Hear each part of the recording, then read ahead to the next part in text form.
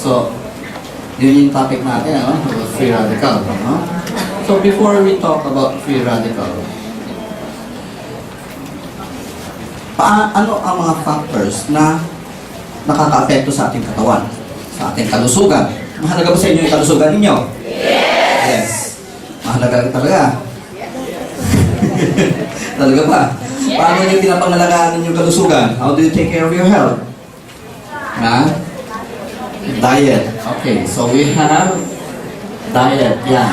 Nangyayari. Kung hindi ayos yung diet ninyo, ganyan nangyayari sa inyo. Gusto niyo magiging ganyan? So, ano ang solution natin para maayos natin ang ating diet?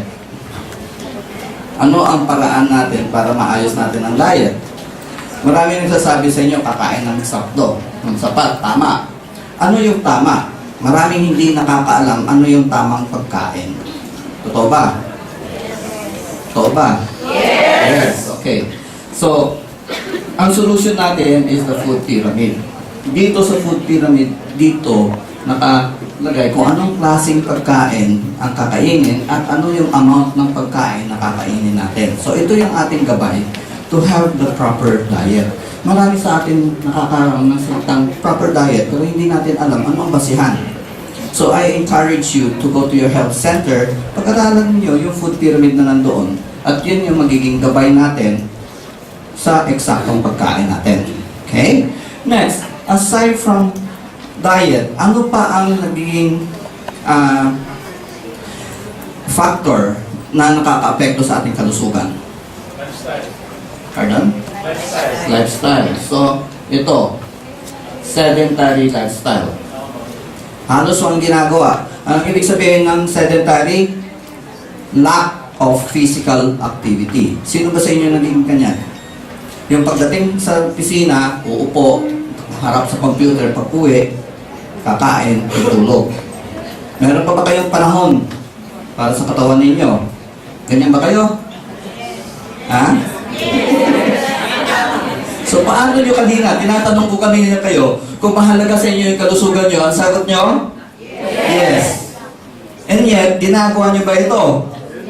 Hindi. So, paano nyo masasabi mahalaga sa inyo yung kalusugan nyo? So, anong solusyon natin pag sedentary ang lifestyle ninyo? So, ang solusyon natin, pag kanyan, sedentary ang inyong buhay, you need to have regular exercise. Na pag sinabi natin exercise, hindi man ibig sabihin kailangan pumunta kayo sa gym. No? Maghanap lang kayo ng gagawa ninyo sa bahay na pagpawisan kayo. Even walking is a very good form of exercise. So, you should be trying that. No? Now, the third factor that affects our health is environment. And here, with the environment, ang pinakamalaking na nagbibigay sa atin ng pinsala is of course the free radical. Okay? Now, ano ba ang free radical? Sino ba sa inyo nakakaintindi ng salitang free radical? Naririnig niyo ba yung salitang free radical? Yes! Alam niyo ba kung ano ibig sabihin ng free radical? Yes! Yun. Yun yung totoong sagot. So, we will be discussing free radical ngayong araw na ito. Okay? Ano ba ang free radical? So, dito sa free radical, pag-uusapan natin muna ang atom or molecule. Okay? Konting chemistry lang ito. Hindi kayo magno-nosebleed dito. Okay lang?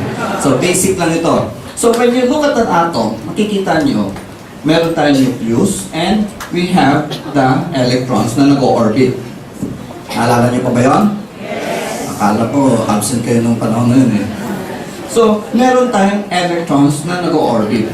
So, you will notice that the electrons go in pair. Magkapares palagi yan. So, when it goes in pair, this is a very stable form of an atom or a molecule. So, very stable siya. So, hindi siya nagre-react basta-basta. Now, a free radical is formed when one of the electrons is knocked off.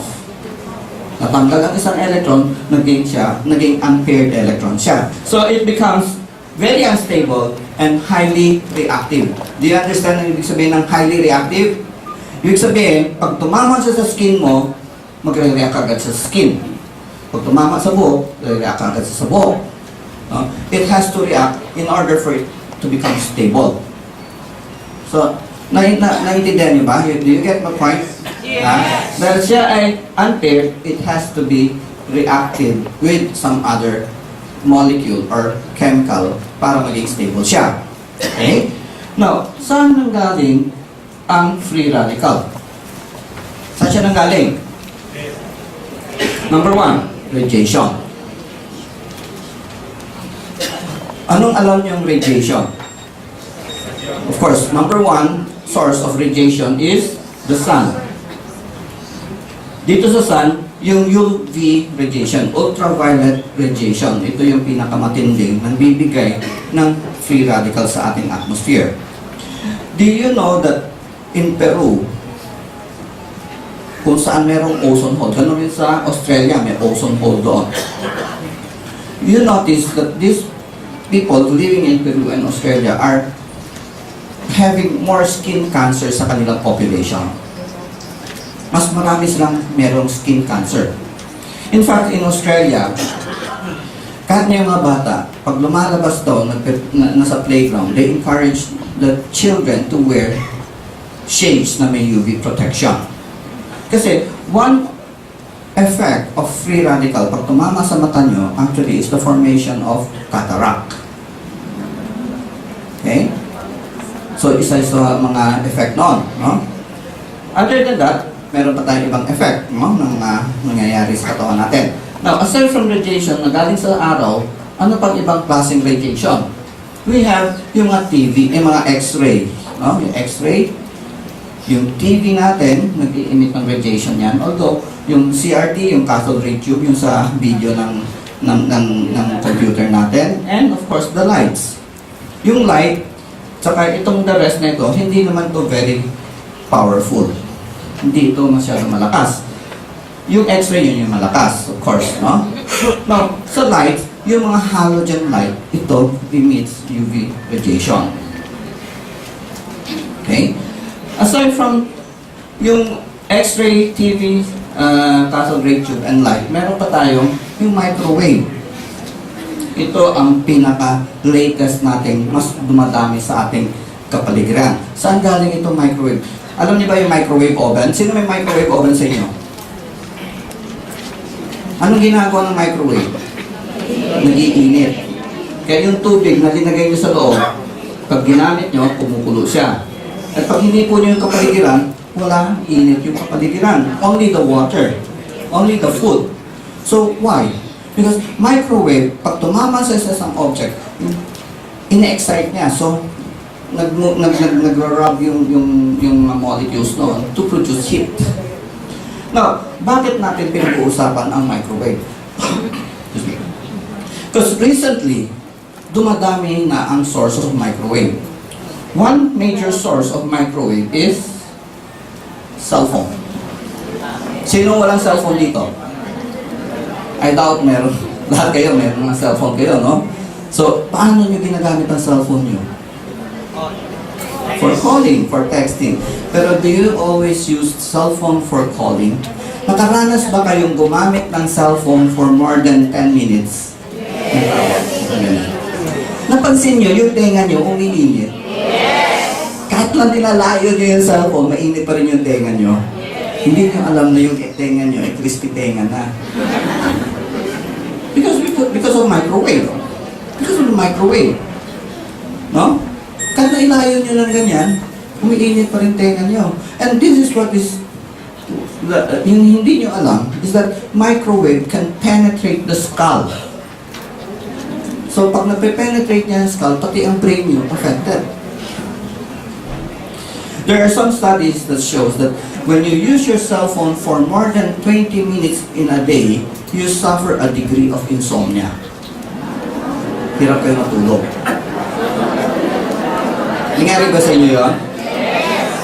Now, I'm not saying cell phone is bad. Maganda ang cell phone kasi it's very convenient, high-tech na yun. Without cell phone, nung panahon maliit pa ako, nung binata pa ako, uuwi ako, tapadala ako telegrama. Uuwi ako bukas. Dumating na ako, yung telegrama ko, hindi pa dumadating.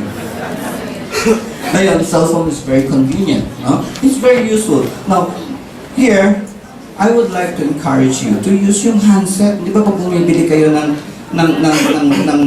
headset, I mean, ng cellphone, may kasamang headset yan. So, why not use it? No? Ilayo nyo yung source ng radiation from your brain. Okay? Now,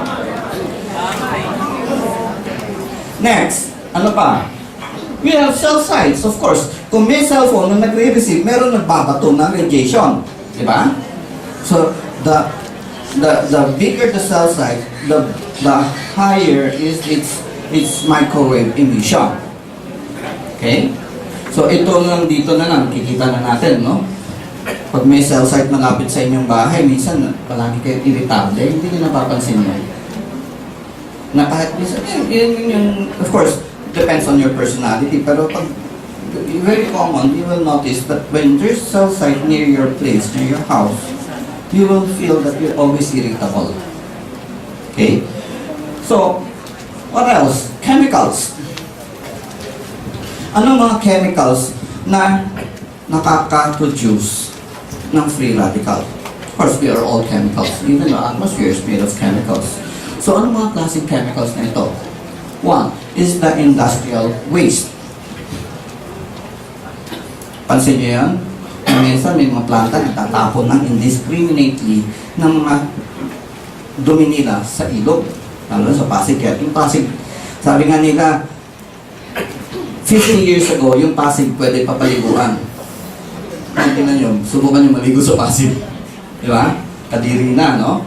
Next, we have also toxic exhaust.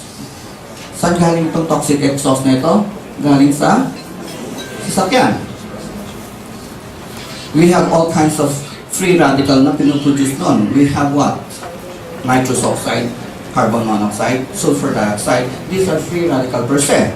Now, let me ask you, alam niyo ba, pag, halimbawa, meron kayong inaantay na prospect dyan sa baba, tumayo kayo doon sa may tabi ng kalsada for 1 minute.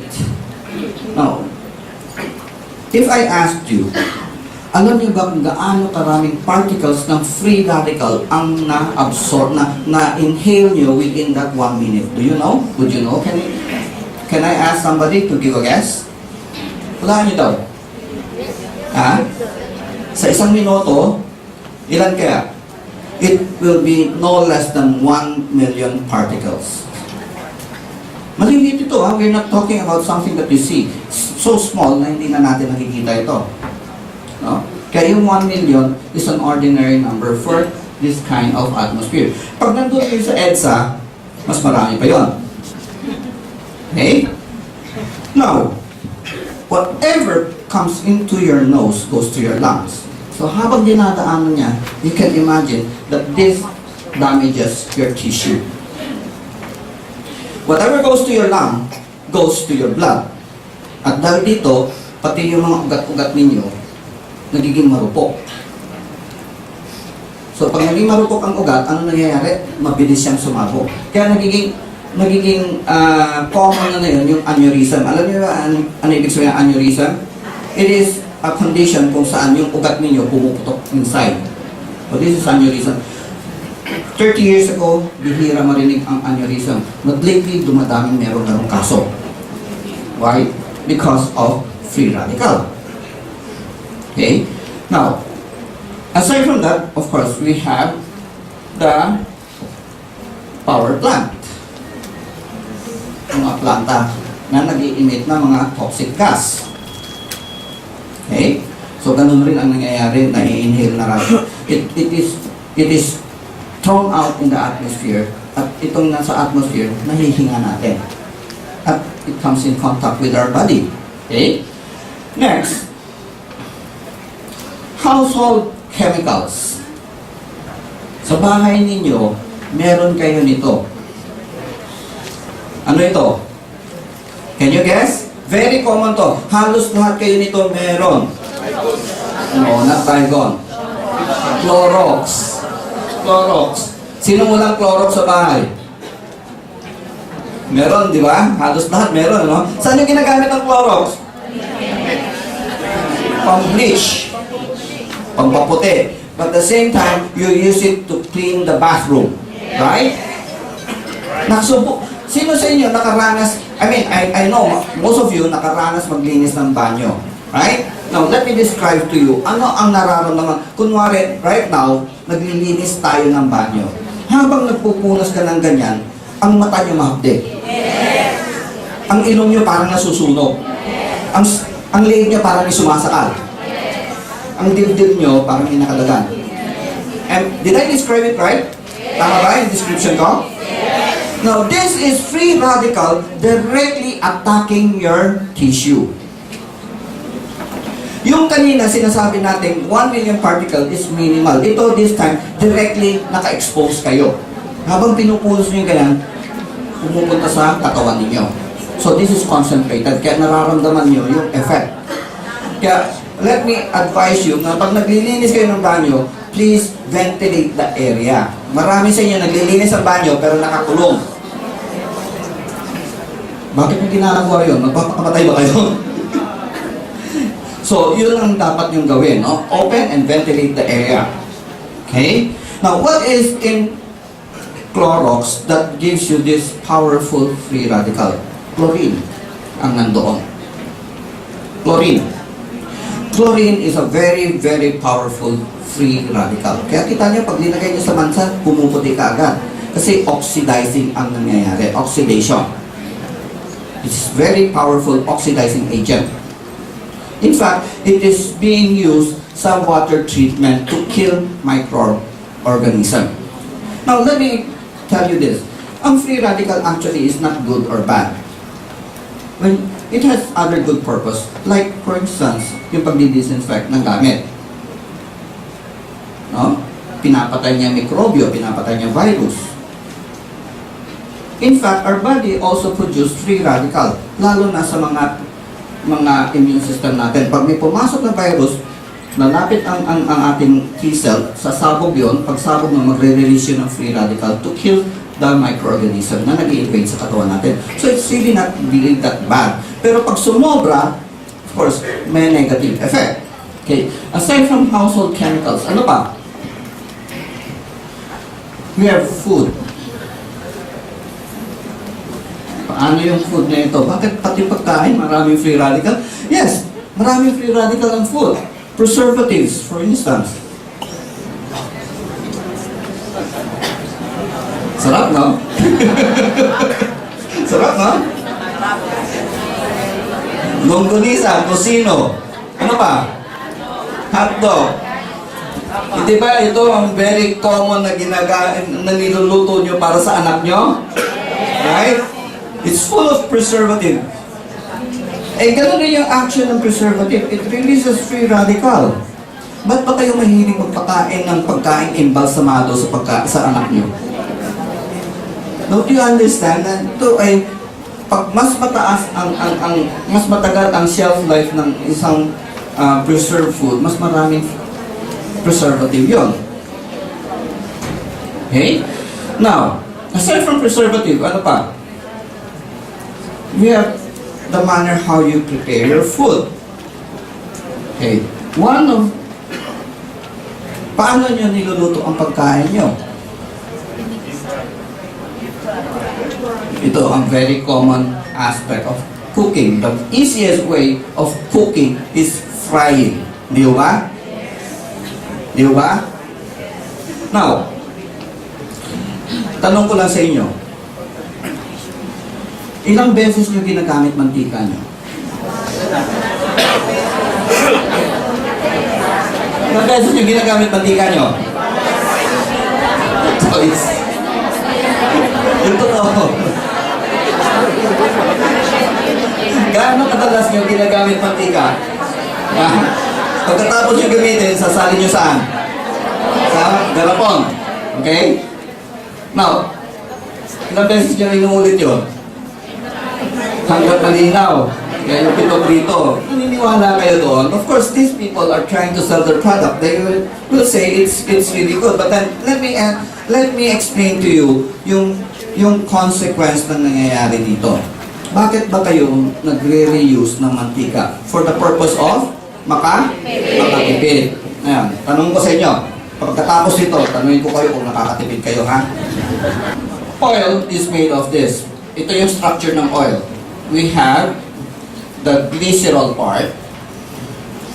Ito yung glycerol niya, no? Attached to the glycerol is the fatty acid.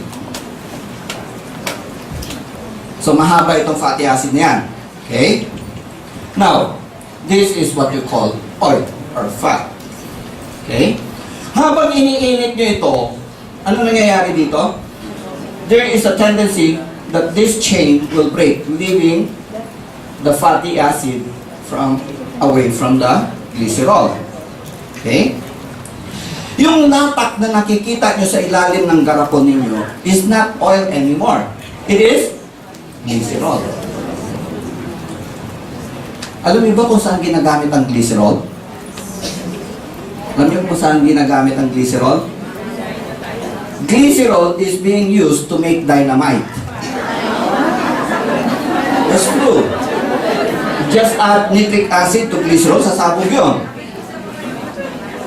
Another use of glycerol, of course, is for cosmetics, yung pang-moisturize ng skin ninyo. And of course, it's also being used sa mga cut flower para mas matagal ang buhay ng mga bulaklak. Now, let me tell you about glycerol.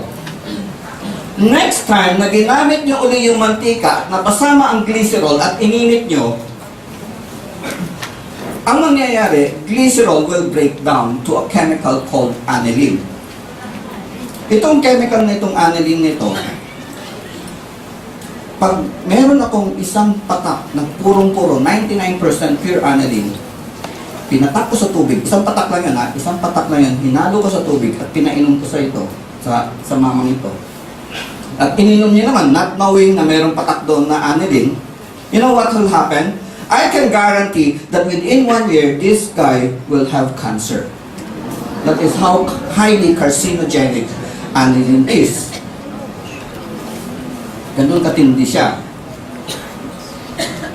Ngayon, yung ginagamit nyo sa pagluluto, hindi naman ganyan katindi, hindi naman ganyan ka-pure yun. Pero let me ask you, yung isang baso, linagay nyo sa ilalim ng gripon yung may tulo, na pumapatak. Ano mangyayari sa baso?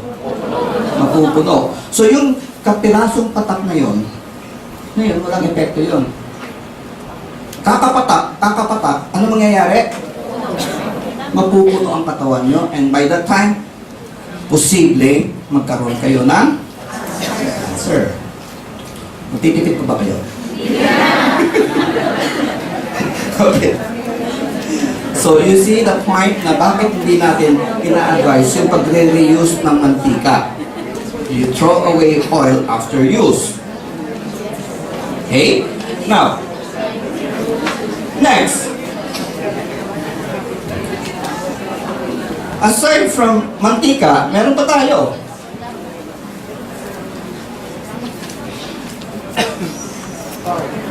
Barbecue.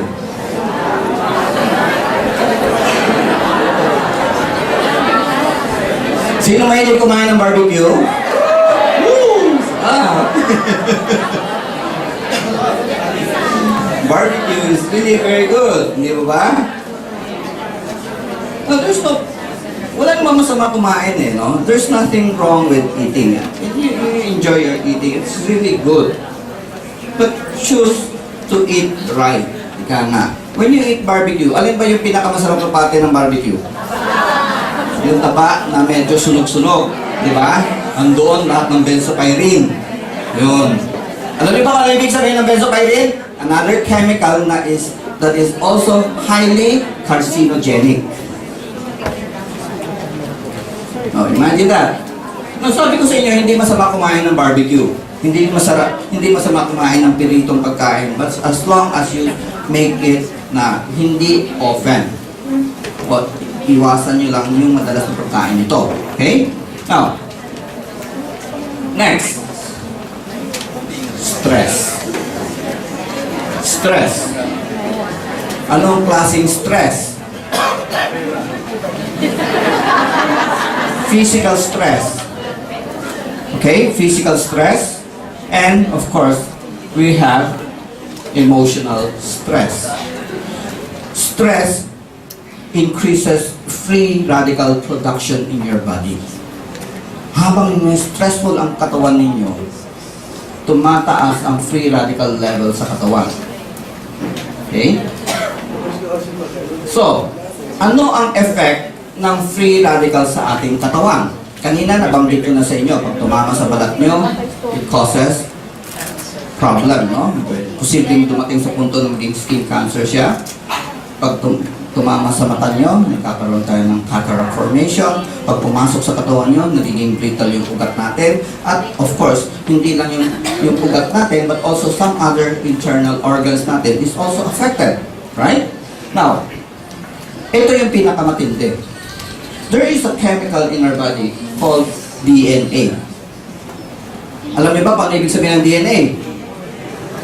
Yan na. Deoxyribonucleic acid. Ano itong DNA na ito? Alam niyo ba kung anong DNA? Hindi. Ba't yung iba hindi sumasagot? Alam niyo ba? Hindi. Okay.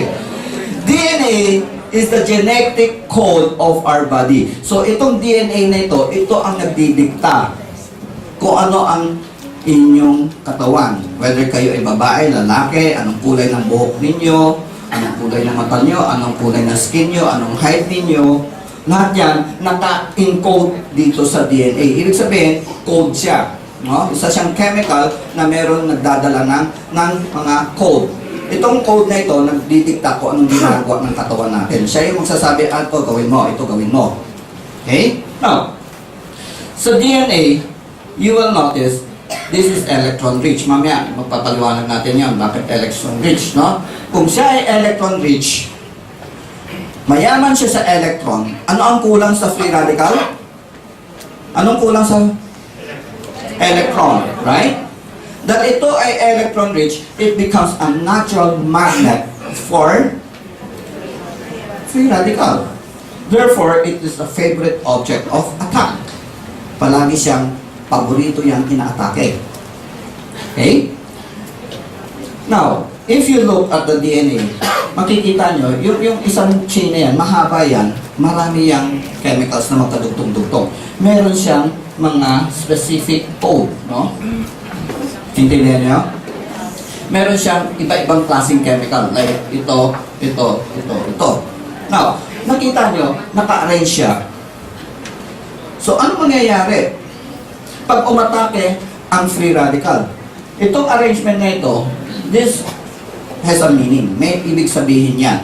Kaya siya naka-arrange ng ganyan.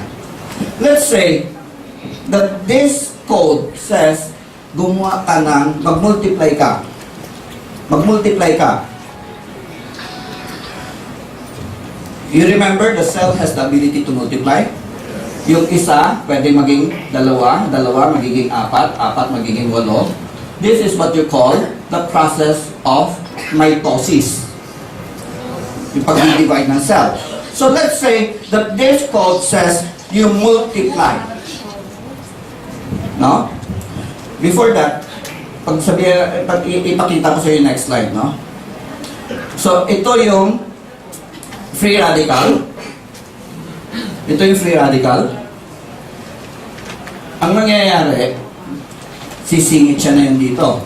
So, ano nangyari doon sa code na yun kanina? Yung code na yun, mag-move. Diba? Balik natin.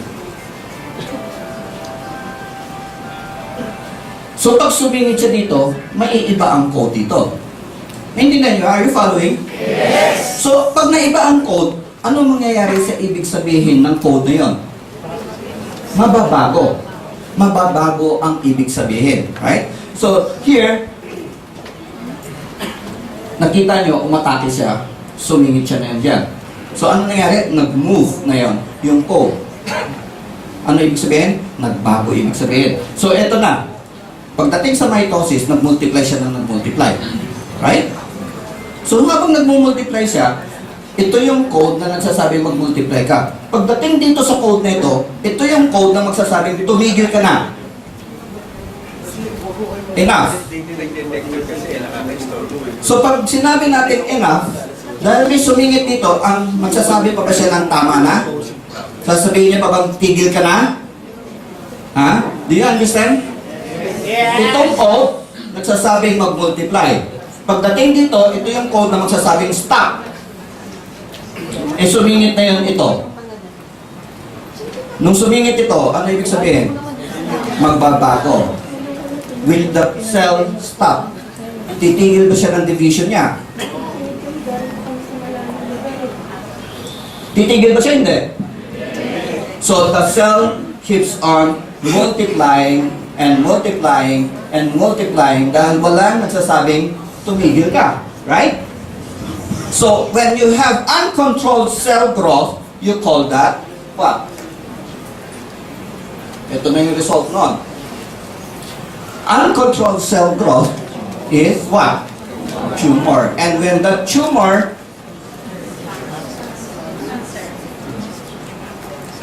becomes malignant, you call it cancer. Okay? Now, another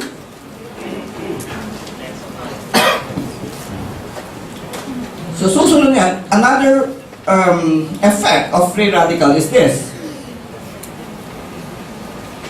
Hindi naman lahat ng pagkakataon sumingit siya dito sa kung saan sinasabing mag-multiply ka. Right?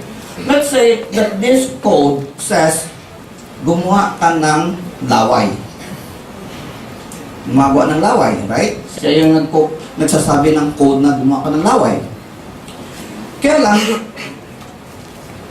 nung umatake, saan gumagawa ng laway? Dito sa bunganga, right? Nung umatake ang free radical, sumingit siya dito. Pareho pa ba yung code niya? Sinasabi niya bang gumawa ka ng laway? Hindi na. Hindi na. Posible, sinabi niya na yon, gumawa ka ng insulin. So can you imagine yung bunganga mo gumagawa ng insulin?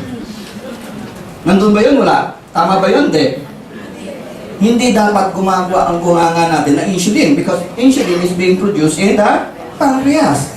Now, because of the free radical na sumingit, nagbago ang ibig sabihin. Nabago ang code. So in that case, you call that what? Mutation. Nag-mutate siya. Hindi na siya original sa trabaho ng DNA. Naging mutant siya. Okay? Now, let me show you something else. Now, this time, bibigay ko kayo ng konting pampalubag loob. Ano ito? In our body, we have what we call a check and balance. Meron talagang nag-check ng ating sistema. And this is very difficult for me to explain. Pero let me tell you in a simplest form. Kumbaga parang meron tayong auditor. Anong ginagawa ng auditor? Sine-check niya kung tama o mali. So here comes the auditor. Pag tingin niya ng ganyan, sabi niya, oh, hindi na ito tama. Hindi na tama. So first thing, ang gagawin ng auditor is to call the maintenance. Yung taga-repair. So meron tayo nun. May repair mechanism yung katawan natin, right? So tatawagin niya yung maintenance. Sabi niya, tingnan mo na ito, may problema. So here comes the maintenance. And pag sinabi niya, oh nga, no, mali. So pwede niyang i-replace, balik niya sa dati. So the cell becomes normal again. But what if, paano yan, kung yung maintenance, sabi niya, hindi kayang i-repair, sobrang tindi ng kapit. Anong gagawin na yun na maintenance? Anong gagawin niya? Tatawag siya ng immune system. Anong ginagawa ng immune system? Ito na, dadating immune system, sabi niya, uy, hindi ito taga rito. This is a foreign object. Kasi di ba foreign object na ito? Tama ba? Anong ginagawa ng immune system pag merong foreign object? Pinapatay. Pag pumasok yung virus sa katawan mo, papatayin niya ang immune system yan kasi it is a foreign object. Therefore, the immune system will kill this DNA. So, papatay niya yan. Papatay niya. And when you have rapid cell death, you call that aging. Kaya yan, kumukulubot yung mukha mo. Yun na yun. Okay? Now, ano ang solution natin dito? Ano ang solution natin sa free radical? We have a very simple solution. Antioxidants. Yun ang solution natin. Why? Because antioxidants are sometimes called free radical scavenger. Hindi nyo? Ito mangyayari. Ito yung antioxidant at ito yung free radical. So, anong mangyayari? Kaya niyang mag-donate ng electron para ma-neutralize ito. So, pag na-neutralize na ito, ano mangyayari na yan? The DNA is safe. Walang mangyayari, walang damage na mabibigay sa DNA. Are you following? Yes. Yun lang, simpleng-simple. That is why we need to take more antioxidants to protect our body from the harmful effect of free radicals.